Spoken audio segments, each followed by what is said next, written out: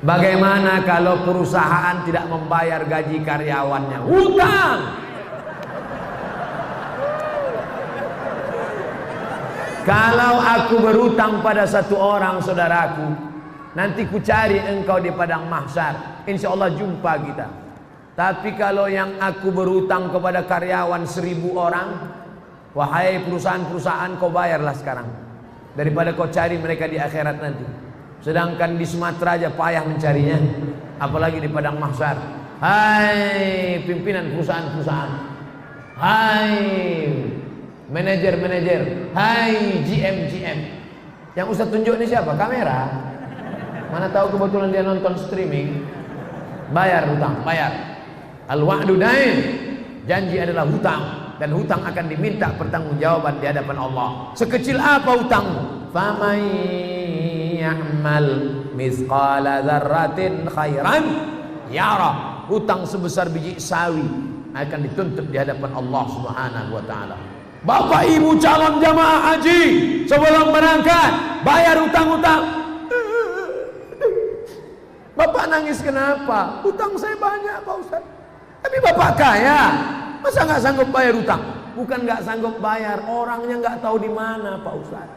Hutang apa? Dulu waktu sekolah makan bakwan 3 bayar 1. Waspadalah. Bayar. Saya mengamalkan surat Al-Kahfi setiap malam Jumat. Bagaimana hukumnya? Man qara'a surat Al-Kahfi yaumal Jum'ah. Siapa yang baca surat Al-Kahfi malam Jumat, pagi Jumat, sore Jumat, siang Jumat, dari mulai habis maghrib, sore Kamis, malam Jumat, sampai habis asar, sampai menjelang maghrib hari Jumat, baca surat Al-Kahfi. Adha'alahu min nur. Dia dapat cahaya. Dengan cahaya itu dia bisa membedakan mana hak, mana hoax. Mana hak, mana hoax, mana hoax, mana hak. Kita malam ini bisa membedakan mana orang, mana tiang, mana orang gara-gara apa? Gara-gara cahaya, bukan gara-gara mata. Coba matikan lampu semua, buka mata lebar-lebar. Bisa melihat. Kita bisa melihat bukan karena mata, tapi karena cahaya. Makanya ada orang buta tapi hafal Quran. Kenapa? Matanya tertutup tapi hatinya terang. Nur cahaya. Alhamdulillah Pak Ustaz, saya sudah dapat. Bapak dapat? Iya. Kenapa? Nama bini saya Nur Cahaya. Maka siapa yang mendapatkan nur? Orang yang membaca surat Al-Kahfi hari Jumat, malam Jumat. Yang sudah mengamalkan, terus hadisnya sahih. Baik, yang belum mengamalkan, segera amalkan. Mudah-mudahan umurnya sampai hari Jumat. Saya mengamalkan bacaan Ya Razzaq urzuqnil ba'dal fana di setiap habis sunat fajar. Bagaimana hukumnya Pak Ustaz? Ya Razzaq, wahai engkau yang memberikan rezeki, urzuqnil baqa ba'dal fana, berikan aku kekekalan setelah binasa. Setelah tanganku binasa dimakan cacing tanah, setelah mataku binasa dimakan ulat, berikan aku kekal abadi.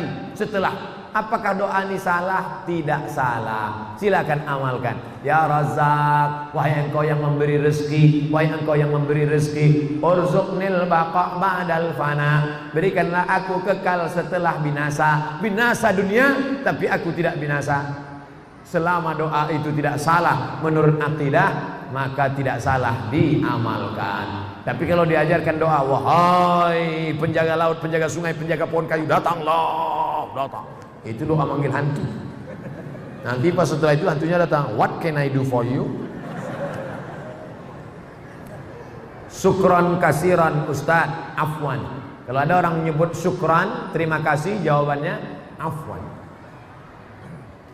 Menurut Ustaz, jamaah tabligh itu baik apa tak baik? Entah. Ada orang kampung saya punya meja biliar bola sodok. musik keras. Pergi saya ke Mesir kuliah. Pulang saya kuliah, saya sholat di masjid, saya jadi makmum. Imamnya enak sekali baca ayat. Bismillahirrahmanirrahim. Alhamdulillahi Rabbil Alamin. Siapa ini imam? Rupanya yang punya meja biliar dulu. Selesai sholat saya tanya, abang yang punya meja biliar bertatu rambut panjang dulu kan? Iya. Kok bisa abang sekarang? Ada jamaah tabligh datang ke meja biliar. Selama ini ustadz cuma di masjid saja. Ustadz tidak pernah mengajar kami sholat. Jamaah tabligh datang, kami marah-marah. Jamaah tabligh, pergi keluar, nanti ku pukul kepala. Besok dia datang lagi. Sampai akhirnya kami muak, akhirnya kami ikut dia ke masjid. Ustadz Somad berceramah di masjid. Ustadz Somad tidak pernah ceramah di meja biliar. Siapa yang membuat preman-preman tengik tobat? Siapa yang membuat orang-orang di parkir tobat? Nih jamaah tabligh. Kira-kira jamaah tabligh ini baik apa tak baik? Yang bilang bukan saya. Saya cuma nanya aja. Jadi kalau ada orang mengatakan jamaah tabligh tidak baik, kenapa jamaah tabligh tidak baik? Karena jamaah tabligh pakai sorban, Nabi Muhammad pakai sorban. Jamaah tabligh tidak baik. Kenapa? Karena jamaah tabligh pakai jenggot, Nabi Muhammad pakai jenggot. Jamaah tabligh tidak baik. Kenapa? Karena jamaah tabligh mengetuk pintu rumah ngajak sholat. Itu yang dilakukan Nabi Muhammad. Assalamualaikum, ayo sholat. Ustaz Somad kenapa enggak melakukan ini? Saya takut. Orang jamaah tabligh tak ada takutnya. Assalamualaikum, Pak Haji, ayo ke masjid Pak Haji. Jangan ajak-ajak saya. Kau belum lahir aku udah haji. Besok dia datang lagi. Assalamualaikum Pak Haji. Waalaikumsalam. Ayo ke masjid Pak Haji. Jangan ajak saya. Saya sholat di Masjidil Haram 1 rakaat, catatannya 100.000 rakaat. Udah penuh amal saya. Saya udah sedikit lagi masuk surga. Jangan ajak saya. Besok dia datang lagi. Lama-lama Pak Haji bosan, udah kumat jantung. Ayolah. Nih jamaah tabligh. Kira-kira jamaah tabligh ini baik apa tak baik? Udah 2 kali kutanya. Saya punya keluarga. Ini panjang ini. Ini tak pertanyaan tak curhat. Saya punya keluarga. Oke, saya paham.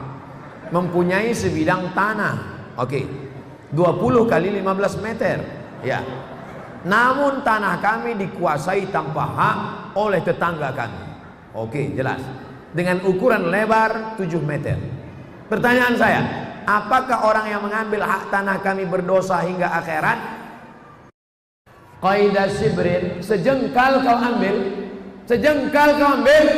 quyida, dililitkan ke lehermu sab'i aradin, 7 lapis. Sejengkal kau ambil 7 lapis tanah di lehermu. Apalagi 7 meter? Apakah keluarga anak menantu turut berdosa karena mengetahui bahwa orang tuanya telah mengambil? Ya, yang tak tahu malam ini ku beritahu. Yang pura-pura tak tahu, tak mau tahu, aku kasih tahu. Andai tanah ustadz yang dibuat orang begini, apa tindakan ustadz? Ku lapor ke Pak Kapolres.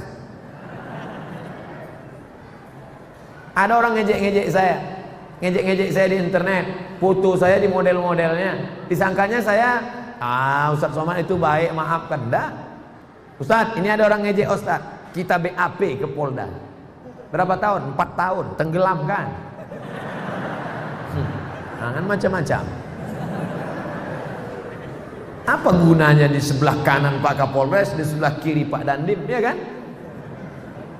Kita jalan sama Pak Wakil Gubernur, ada Pak Bupati. Inilah masanya. Main kan?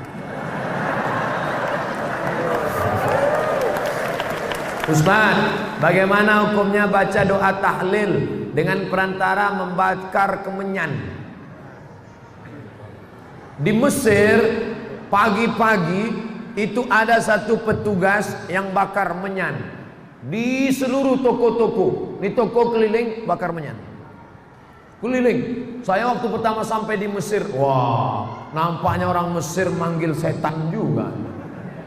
Setelah lama-lama di Makkah, saya lihat menyan itu berbungkal-bungkal. Rupanya menyan itu bukan mau manggil setan, tapi untuk pengharum ruangan.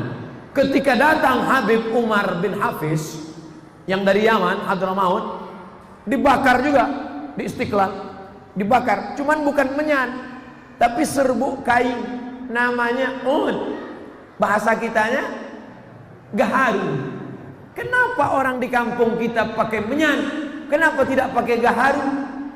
Saya tahu setelah saya ceramah di Kalimantan Utara. Saya tanya Pak Gubernur, Pak Gubernur, ya, di sini banyak gaharu. Banyak. Berapa sekilo? 40 juta yang paling murah. Pantesan pakai menyan. Gaharu mahal. Kalau sampailah 40 juta itu kita letakkan di ruang tamu, lalu ada kawan yang hidupkan, itu kita nangis. Kenapa? Nggak tahan asapnya, nggak tahan. 40 juta bro. Jadi kalau di majelis Habib, majelis maulid, sebelum doa baca itu untuk mengharum ruangan. Karena dengan harumnya ruangan, malaikat-malaikat suka. Tapi kalau di ruangan itu bau busuk, man akala basolan, siapa yang makan bawang merah, makan bawang putih, malaikat tidak mau masuk. Kenapa? Malaikat tak tahan mencium. Malaikat, apalagi jengkol sama petai. Tapi kalau gosok gigi dulu boleh. Jadi kalau ada orang membakar menyan, membakar gaharu, tujuannya untuk mengharumkan ruangan, tidak apa-apa. Tapi kalau dianggapnya asap inilah yang membawa ke alam, tahalam apalah. Nah, ini tak betul, berarti keyakinannya tidak benar. Jadi kalau ada yang tidak orang bakar, tanya dulu. Ini bakar untuk apa? Untuk mengharum ruangan. Dengan harumnya ini, kan harum gak perlu lagi. Masjid kita ada pakai pengharum ruangan. Sekarang ada orang pakai harum. Itu pakai bahan kimia. Ada bahan kimia, kita hirup masuk ke dalam, itulah yang menjadi cancer. Tulisannya C-A-N-C-E-R, cancer. Orang kita payah bilang cancer, kenapa? Kanker.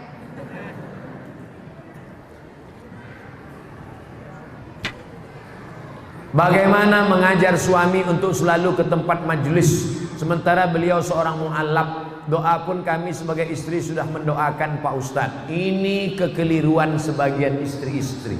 Hai istri-istri, kalian banyak keliru menghadapi suami. Setelah kalian ngaji, lalu setelah itu kalian pulang ke rumah, suami kalian ceramah. Hai suami, sini sebentar. Assalamualaikum warahmatullahi wabarakatuh. Hai suami. Bukan begitu caranya. Bahannya dari mulut ibu, tapi pakai lidah wali. Perempuan punya wali 6. Abang. Wali perempuan ada 6. Ayah, kakek, abang, adik, abang ayah, adik ayah. 6 wali kalian, Bu. Lapor ke wali, nanti wali yang menasihati dia. Menantuku, hei adik iparku, sini sebentar. Begitu. Makanya laki-laki mesti ngerti. Nanti kalau abang ipar kalian menasehati, itu bukan dia intervensi. Jangan kamu ngomong, Pak, ini keluarga kami, jangan intervensi kami. Nah, ini nggak ngerti keluarga. Ibu tetap berdoa, kami juga nanti di akhir majelis tetap mendoakan. Mudah-mudahan suami-suami ibu menjadi suami-suami yang baik-baik semua. Ahlan wa sahlan Ustadz di kota Pala, Fakfak. Semoga Allah senantiasa memberikan kesehatan dan keselamatan. Amin. Bagaimana hukumnya orang tua menolak pinangan laki-laki disebabkan karena keturunannya, padahal laki-laki tersebut baik agamanya? Hai para jomblo-jomblo, tenang, Allah bersama kalian. Takbir. Kuat takbir jomblo. Idza